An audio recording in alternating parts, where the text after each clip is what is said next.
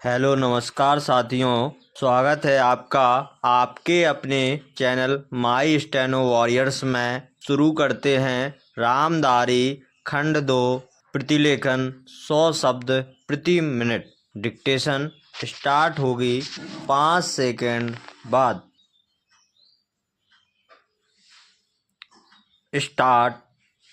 महोदय, बोलचाल की तथा अखबारों में प्रयुक्त होने वाली भाषा जितनी सरल हो उतनी ही अच्छा है और उसको समझने में हिंदी और उर्दू बोलने वालों दोनों को ही कोई कठिनाई नहीं होनी चाहिए।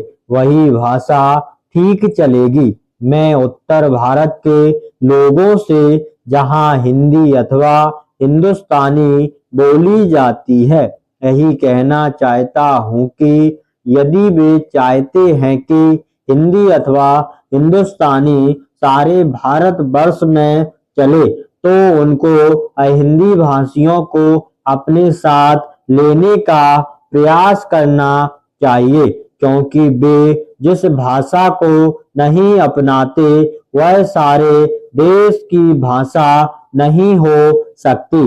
कभी कभी हिंदी भाषा भी हिंदी में लिखने का प्रयास करते हैं।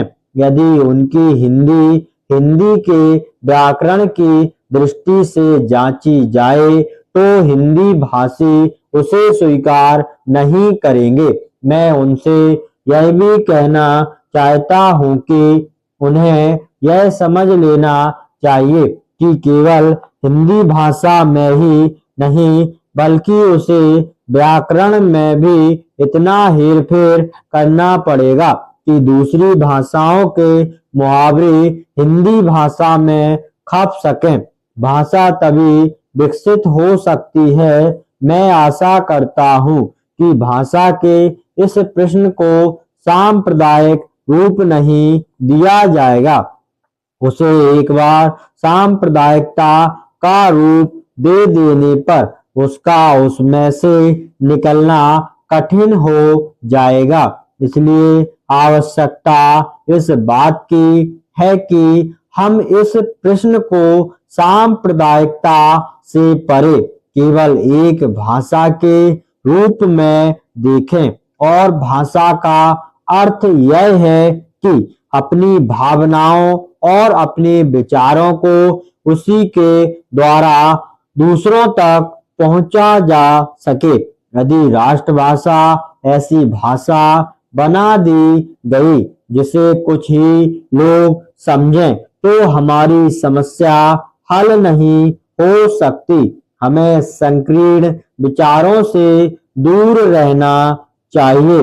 भाषा के संबंध में विचार करते समय किसी एक राज्य की दृष्टि से ही नहीं बल्कि सारे देश की दृष्टि से विचार करना चाहिए और तभी भाषा को वह रूप प्राप्त होगा जिसका मैंने उल्लेख किया है।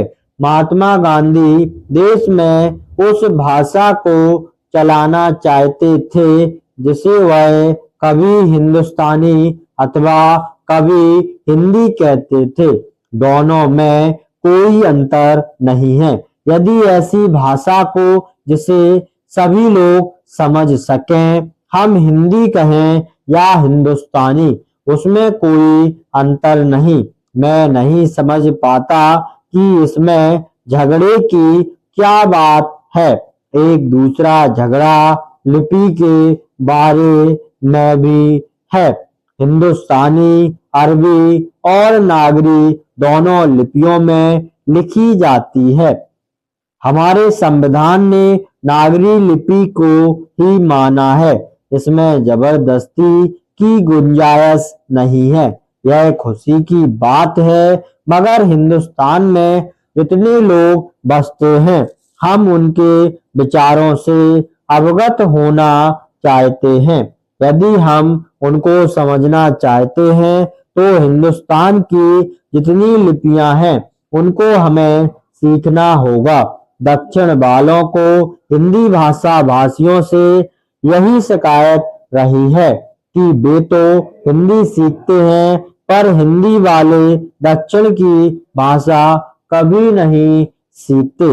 उसी प्रकार उर्दू के अक्षर हम जाने और उर्दू की किताबों से अपना परिचय रखें तो उनसे हमारा संबंध और अधिक घनिष्ठ हो सकता है। स्टॉप।